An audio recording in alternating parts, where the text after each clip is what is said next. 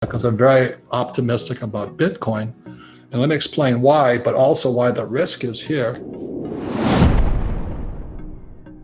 This is macro financial education. Between 1960 and 1980, my generation, the boomers, didn't like stocks because everybody, at my time of when I was a kid, everybody said anybody invests in the stock market is a gambler. Now everybody's in the stock market. So how did that happen?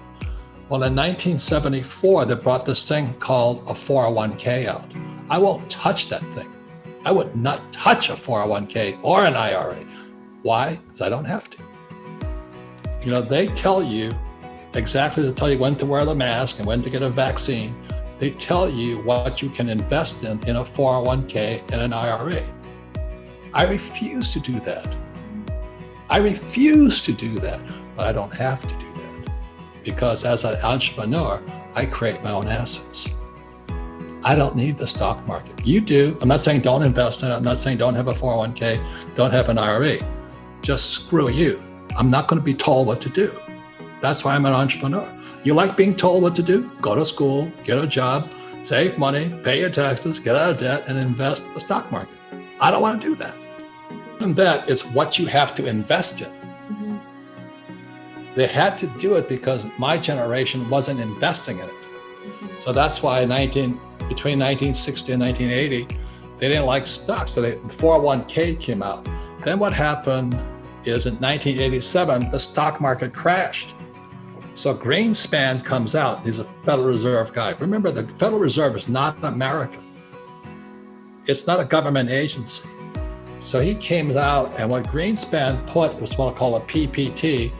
It's the Plunge Protection Team, or also called the Greenspan put, or also what people say, don't fight the Fed. Basically, what Greenspan did is every time the stocks crashed, the Plunge Protection Team would protect you. So my generation, the boomers, are going, well, I don't have to worry because every time the market crashes, the Federal Reserve Bank and the Treasury will bail me out.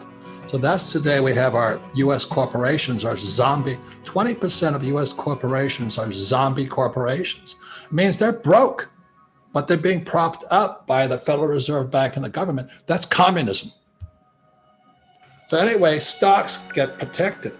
Gold is a good investment because the Fed, all the central banks in the world now own gold. So they're not going to let gold crash. They'll do something to make sure the price of gold stays up. So I don't like stocks, but I like gold.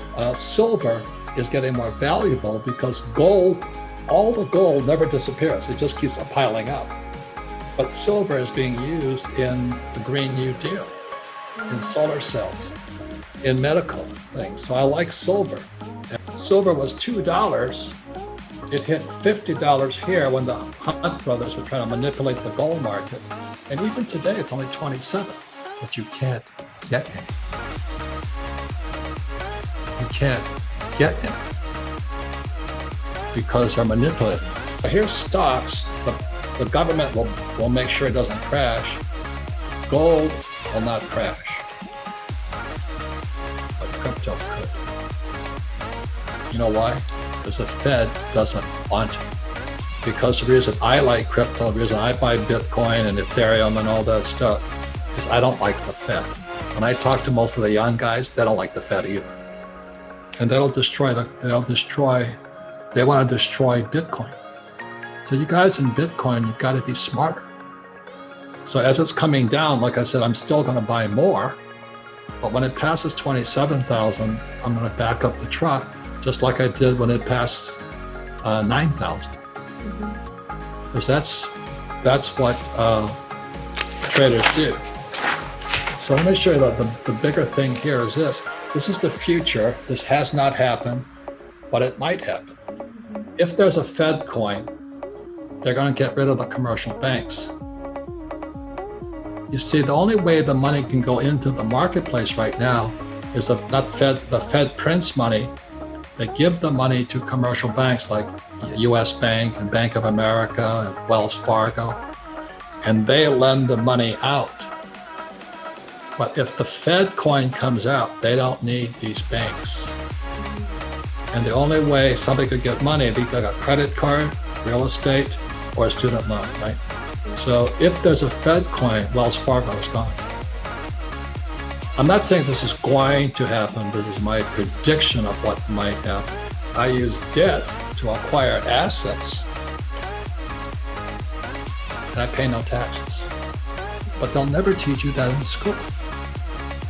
And that's why one of my friends predicted that Bitcoin will go to 1.2 million. I don't know that. I just listened to him. He's a lot smarter than me, you know? But he says 1.2 million. Max Kaiser says 250,000. Some guys say, 100,000. I watch silver. I think silver will go to 100. If silver goes to 100, I make a lot of money. It doesn't make any difference. There's so many ways you can get rich in a capitalist society. I'm very bullish. I'm very optimistic about Bitcoin because there's going to be chaos for the next 10 years. And Bitcoin will go up and down, up and down, up and down, up and down. Ethereum will go up and down. Blockchain will go up and down.